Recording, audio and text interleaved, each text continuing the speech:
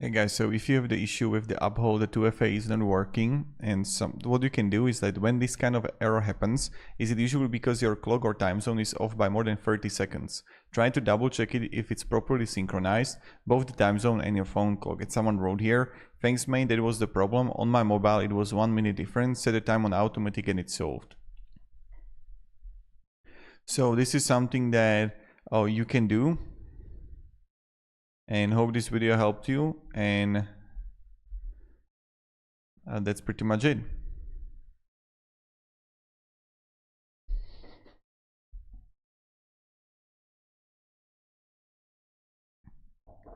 So have a great day and goodbye.